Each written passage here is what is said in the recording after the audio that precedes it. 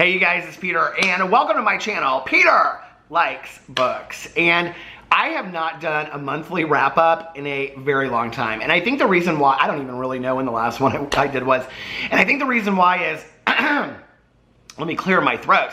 I think the reason why is because I really haven't been reading that many books each month. So how exciting would that wrap up be? Hi, these are my 2 books. Actually, those are some of my favorite videos to watch when booktubers are like, I only read 2 books this month, because I used to do the same thing. And I do love wrap up videos, you know? But I went back to see how many books that I had read in July, and I thought I had read 7 books, which for me is like, spirit fingers. I actually had read 8 books. I could not believe it. So I was so excited. I was so excited that I didn't make the video for 3 days. And let me tell you why. Because I'm so lazy that I don't want to sit at the computer and edit in the covers of the books. I was like, but then if I make the video, I'm going to have to edit in the covers of the books so that people can see the pretty covers of the books and things like that. So anyway, okay. Are you ready? Right now, let me tell you what I am reading right now, okay? I am reading Camino Island by, what's his name? I think John Grisham, okay? It's actually very, very interesting. And if you are part of my supermarket reads that I am failing miserably at, which is basically just any kind of pulp book that you could get at the grocery store, because I love those. Camino Island, is that what it's called? Camino Island, I think, yeah, by John Grisham is really, really good. And it's actually about a book heist of F. Scott Fitzgerald's books, his original manuscripts.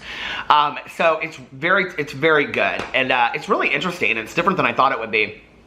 So I'm reading that just in the paperback over there in my kitchen, and then I am someone's in the kitchen with Dinah. Okay, and then I am listening to Little Monsters by Carrie Thomas. I am almost done with it. Okay, so I'm so into these books right now of like missing people, which, because of course if you didn't know what you don't know is a lot. Hi, I have a book club. It's called Peter's Book Club. The title of the book club will be changing soon because it is co-hosted by my very dear friend Mel. Hey Mel. Her Bookstagram, which she just recently started, and she's doing reviews over there, is called GingerGonzoReads. It's listed below. Go follow her. It would make her day. But anyway, so we're going to change that because we decided that we are turning the book club into we've been doing a year of true crime. Now it's all true crime. So now every book that we read going forward is going to be true crime, and we're real excited about that. So of course my fiction is all surrounded about that too. I just have missing people left and right in my life. So anyway, but last month I read a missing persons book, which we're going to talk about in just a second. I don't know if you call it missing persons or whatever.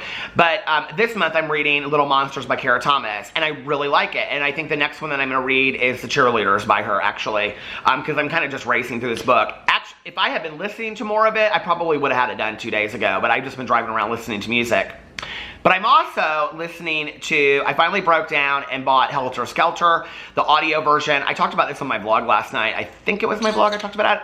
I was really apprehensive to get it. It's like 26 hours and 29 minutes long, but I listen to books at 2 times speed, so that's 13 hours for me. But it's such a hefty book to listen to, and I was like, oh my god, I don't want to listen to this. And it's all factual, and it's just like one name after another, and I'm not going to enjoy it and whatever. I started listening to it, and can I just tell you, I am in love with the audio version of Helter Skelter. So if you've always wanted to read Helter Skelter like I have, okay, and the book is daunting because it's very long, and the copy that I have is like this. It's like this, and it's like textbook paper. I just was like, I would read 3 paragraphs and I get stuck in it. So my plan had been to finish that book by September 1st, and then in September, around Labor Day or something, maybe doing a live book discussion just about Helter Skelter, because it was the extra credit book for Peter's Book Club, and I'm still planning on doing that. So hopefully I will have it done around then. I'm hoping to have it done by the end of August, because we're going to Las Vegas for our anniversary, and I do not want to have to be listening to that out there. I want to take something else. Okay, so let's get into what books I read in July. The first book I read or listened to on Audible was Pines, which is the first book in the Wayward Pines series by Blake Crouch. The last book that I read in June was Recursion by Blake Crouch. Blake Crouch also wrote Dark Matter a couple years ago. I absolutely loved it. Recursion was just as good, if not better, than Dark Matter. He is just, I've given like almost all of his books 5 stars. He is a force to be reckoned with. Blake Crouch is one of the most fantastic writers of our time. And character development, the story, the plot, and then the science fiction on top of it, which is really not science fiction per se, like, you know, aliens and outer space and all that kind of stuff.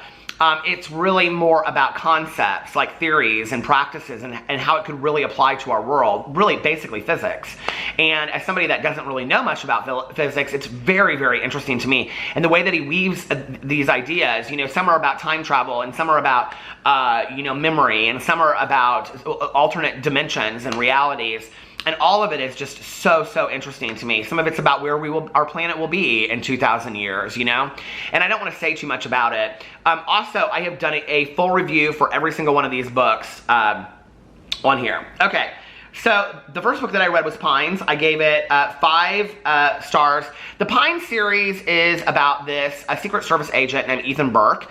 And he ends up, so the 3 books in the series are The Pines, Wayward, and The Last Town. They actually turned it into a TV show with Matt Dillon, and it was called Wayward Pines. I watched it. I think there were 2 seasons. The second season had nothing to do with the books.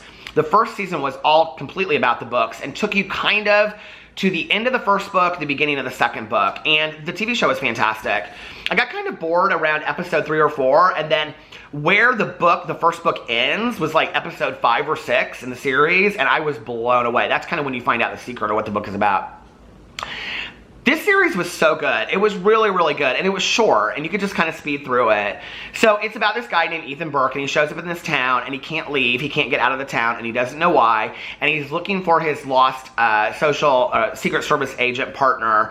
And then there's just this town isn't what it appears. And that's all I want to say, because it is absolutely phenomenal.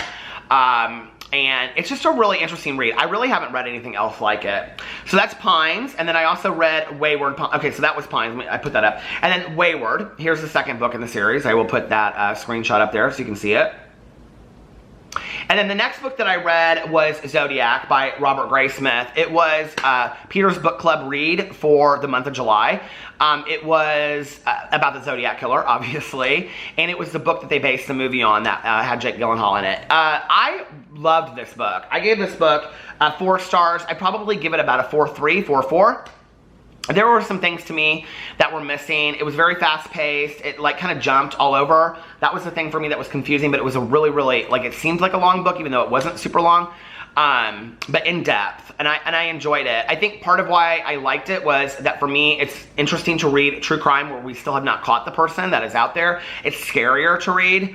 And I also judge true crime now on how they handle the victim stories, how they handle the families of the victims. Are they honorable to those people? And do they glorify the killer or the person, the criminal? And those are also some ways that I kind of judge true crime at this point.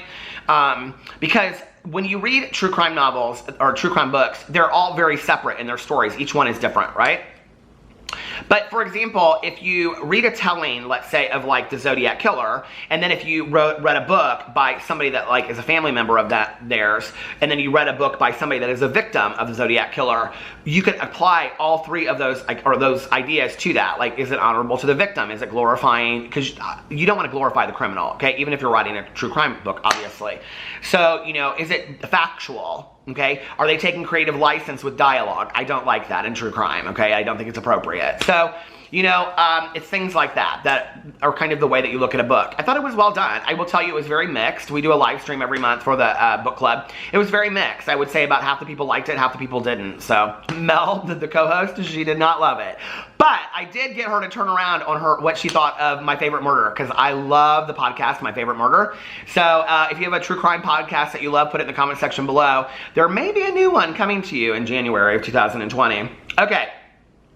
Then the next one was what I read for the reading rush, which was 2 books. I didn't do very good. I read What If It's Us by Becky Albertalli. Here it is right here. I gave it 5 stars. Oh, it was by Becky Albertalli and Adam Silvera. Sorry, Adam. I thought it was fantastic. I love this book. And it was really what I needed in the middle of all of that kind of like crime and stuff. And it was just a very sweet story. I related to it from when I was younger. I wish books like that had existed when I was in high school, you know. And I think that it would have made me feel not so all alone. I didn't really have anybody to share my story with, and I wasn't, you know, hearing my coming out story or my story of, you know, my internal battles. I wasn't seeing them in pop culture. I wasn't reading them in books. If books like this had existed when I was in high school, I wouldn't have felt so all alone. And I think that these books are important. And I think that they're needed. And I really struggled because there was not a fairy tale ending. But you know what, and I'm forever somebody that wants a fairy tale ending. That was but it wasn't even a criticism of the book, because the way that the book finished was so true to life that I was like, okay, I mean, I accept it how it is. I am hoping that they write a sequel to the book. That's all I'll say. Okay. And then the next book that I read, this was The Missing Persons, was Two Can Keep a Secret by Karen McManus. I gave it 5 stars. I am starting to become a huge Karen McManus fan. I read One of Us is Lying earlier in the year. People have said they didn't really like One of Us is Lying or Two Can Keep a Secret. Two Can Keep a Secret has got really bad reviews. I'm kind of surprised.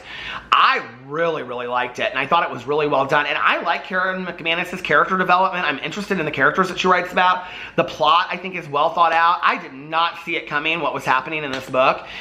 It's like right even down to the very last line. You don't know what's gonna, I mean, like they share something, like the secret.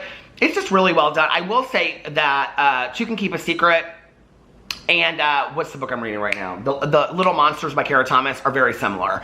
The stories are so similar in a way that I'm almost kind of like, some characters are making it into the way that the book that I'm listening. And I'm like, was she in the other book or was she in this book, you know? So anyway, but I thought it was a really great read. And she has a sequel to One of Us is Lying coming out, I think in 2020. So I'm excited about that. Okay, then I read The Quickie, and this was one of my supermarket reads for the summer. I've had 5, I think, and this was my first one that I actually finished for James Patterson, and I actually started reading it like last December. Okay, so I ended up giving it 3 stars, and I can tell you that those 2.5 stars were probably for the last 150 pages that I read, which I literally just sat on the front porch and just was like this, just read right through. And I really liked it. I really enjoyed it. I mean, and you know, in all honesty, it took me so long to get through it, but I was like, it's not one of those books that you want to like just read really deep, you know, and get into every word and all that kind of stuff. And I don't know, I just was in my head when I was reading the book, most of it. But then I sat outside for like 2 days in a row and I read like the last 2/3 of it, and I just was like, this was really good. I was kind of interested in the story and I wanted to know what happened, and you know, it was well done. I liked it. So, and I really, really liked how that book ended. I have to say, I thought The Quickie ended really, really well. If you read it too, I really liked the ending of The Quickie. It was kind of like, did you ever see that movie back in the day with Denise, what's her name? Denise Richards, Wild Things with Neve Campbell and Denise Richards. Did you ever see that movie? I love that movie. Was so good, first of all. But anyway, that's what it kind of reminded me of, the ending a little bit. I don't know, or like Pelican Brief or something like that. It was good. It was a good ending. I liked it. So, like if you're interested in any of those kind of just fast reads, that's what the supermarket reads are. And for the month of August, I'm only adding 1 book because I'm so far behind. And I'm not even going to try to catch up on them. I'm just going to read what I want to read. It's just for fun, you know? Okay, and then I read the last Wayward Pines book, which is called The Last Town. Here it is.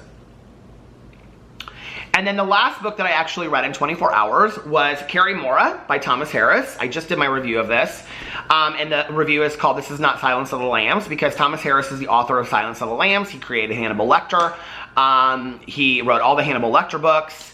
And he is a phenomenal writer. And I have to tell you, when I finished this book, I gave it 3 stars. And the more I like sat on it and thought about it over the next 24 hours, I like fell in love with this book. I fell in love with Carrie, the main character. I just thought it was so well done. It seemed almost like I had watched a movie. You know, like sometimes when you see a movie and it doesn't like really impact you when you're walking out of the movie theater, and then like 2 days later you're still thinking about it. It was like that with me, you know? And Thomas Harris, it was a depressing thriller. I will say that. Like, there was a lot of sadness to it. It takes place in Miami, which is not typical of his books. Miami itself is a character in the book. And just kind of the behind the scenes of Miami that you don't necessarily see. I thought Thomas Harris did a fantastic job of it. I thought it was a really great book. I just looked on Goodreads. When I originally started, or like got it, and I looked at it, it was like 3 point something overall reviews, and now it's like 2.97. You guys, I could not believe it. I was like, I don't know. I think like, you have to kind of read it and then like sit back. But I will tell you this, if you're gonna read it, just read it really quick. Read it like in 24 hours, or the Audible, I will tell you, was amazing. And just it's only like, the Audible was only like 6 hours and 6 minutes long. It was really short.